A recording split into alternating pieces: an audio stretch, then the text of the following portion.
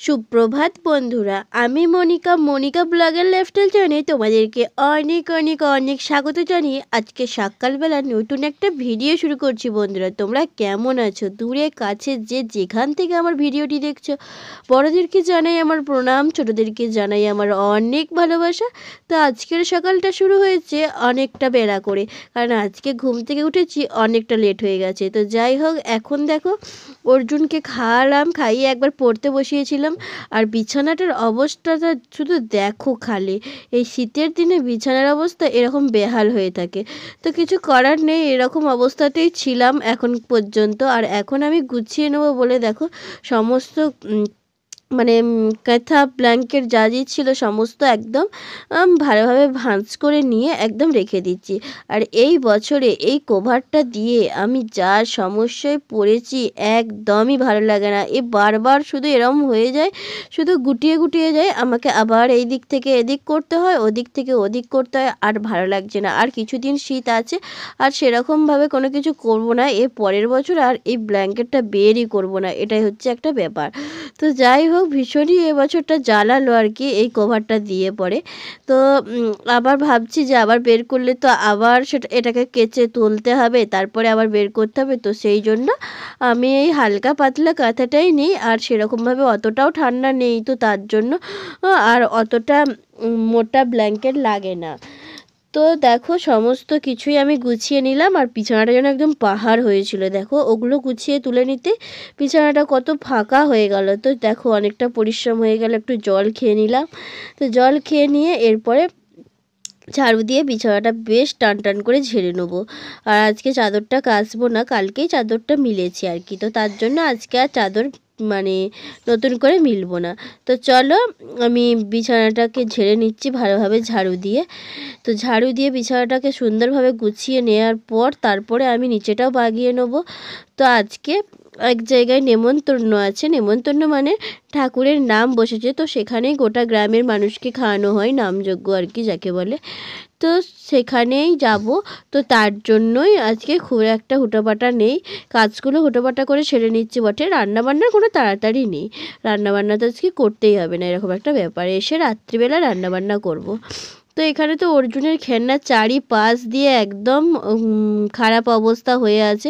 তো কিছু করার নেই, ওর তো খেলনার তো যেন শেষ নেই, একটা একটা করে মেলাই যাচ্ছে, দোকানে যাচ্ছে, খেলনা কিনে নিয়ে নিয়ে চলে আসছে। আমার একদমই ভালো লাগে না, এই ছোট্ট একটা ঘরের ভেতরে এত কিছু জিনিস একদম রাখাই যায় না, যতই পরিষ্কার করি যেন একটা খিচিবিচি অবস্থা।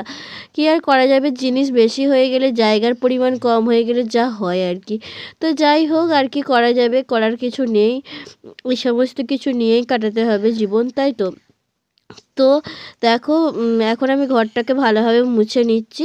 আর 2-4 দিন বাদে বাদে এখন ঘরটা মুছি, প্রায় দিনই ঘরটা মুছি না, যেহেতু এখন এই দিন কত জল জল হচ্ছিলো, তো তার জন্য একদম পিচপিচে থাকে, মাটির ঘর যেহেতু সদা সদা হয়ে যায়, একদমই ভালো লাগে না। তো তার জন্য মুছি না, শুধু ঝাঁট দিয়ে নিচ্ছিলাম ব্যাস। আর এখানে দেখো অর্জুনের কি জানি কি একটা খাবার ঢাকা দিয়ে রেখেছে, এরকমভাবে ডিজাইন করে ঢাকা দিয়ে রেখে দিয়েছে। তো যাই হোক, ও এরকমভাবে ঢাকা দিয়ে সুন্দর করে গুছিয়ে রেখেছে। ও জানে যে খাবার জিনিস মানে ঢাকা দিয়ে রাখতে হয়, এটা ও খুব ছোটোবেলা থেকে শিখে গেছে। তো এই জিনিসটা দেখে আমারও খুব ভালো লাগে, যখন যেটা ওর খাওয়া মানে খেতে পারে না বা কিছু, তো সেটাকে সুন্দরভাবে গুছিয়ে ঢাকনা দিয়ে ঢেকে রেখে দেয়, আমার এটা খুব ভালো লাগে। তো চলো গুছিয়ে নিই, নিয়ে তারপরে স্নান টান করে পুজো করে একদম রেডি হয়ে তোমাদের সামনে আসছি। স্নান করে পুজো করে রেডি হয়ে গেছি। তো যাবো এক জায়গায়, মানে নাম হচ্ছে, তো খাওয়া দাওয়া করতে যাব। তো তোমাদের সাথে শেয়ার করব, ভিডিওটা কন্টিনিউ দেখতে থাকো, আশা করি ভালো লাগবে। এই দেখো এই শাড়িটাই পরলাম। তো আমাদের এখানে গ্রামের রাস্তা যতই দেখবে ততই যেন মন ভরে যাবে, অপূর্ব সুন্দর। আর অর্জুনের স্কুলের পাশ দিয়েই যাচ্ছি। আর অর্জুন বাবু আজকে স্কুলে যায়নি, এখানে নামের এখানে যাবে বলে, তো ও যাচ্ছে আমাদের সাথে। তো দেখো ওদের এটা হচ্ছে ওদের স্কুল, স্কুলটাকে পেরিয়েই আমি চলে যাচ্ছি। তো চলো নামের ওখানে গিয়ে তোমাদের সামনে আসছি।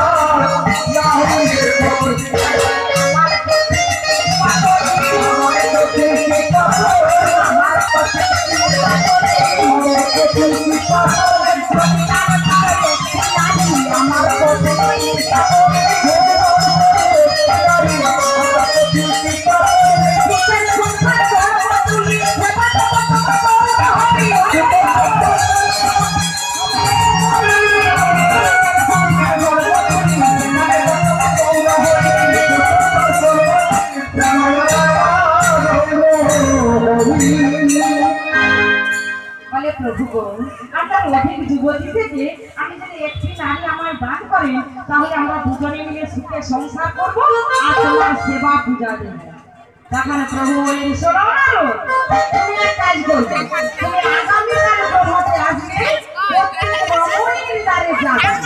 আর যে রমণীর দ্বারে তুমি আমার কাছে পাবে, সেই রমণীকে তুমি বিবাহ করবে।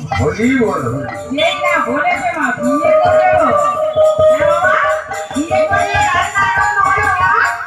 বিবাহ করবে, তাই পরদিন তোমাকে যাচ্ছে মা, কি হয়েছে মধুসূদনাবে জয় দেব পথে।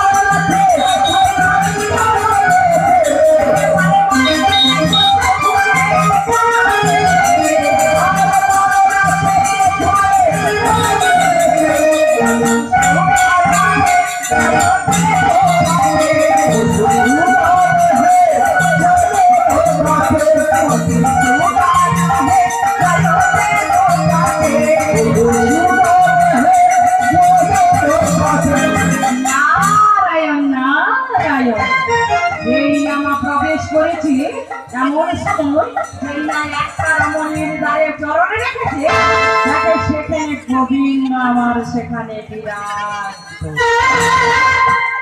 বিয়ে করা হলো। কত সুন্দর দেখলাম, আর আমি একটু দাঁড়িয়ে দেখলাম, বেশ ভালো লাগলো শুনতে। তো এখানে এরপরে হচ্ছে খাওয়া দাওয়া। তো এখানে চলে এলাম, এই বড় মাঠটাতে খাওয়া দাওয়া করাচ্ছে, তো ভীষণই ভালো লাগছে। তো দেখো কতজন মানুষ খেতে বসেছে, আর ওখানে রান্না হচ্ছে, আর অনেক মানুষ খেতে দিচ্ছে আর কি। তো সেটাই একটু তোমাদেরকে দেখাই। তো এরপরে আমরা খাওয়া দাওয়া করে বাড়ি চলে যাব, এটাই হচ্ছে ব্যাপার। তো চলো আমরা খাওয়া দাওয়া করে নিই। তো বন্ধুরা আমাদের খাওয়া দাওয়া হয়ে গেছে, বাড়ি চলে যাচ্ছি। সবাইকে টাটা, বাই বাই।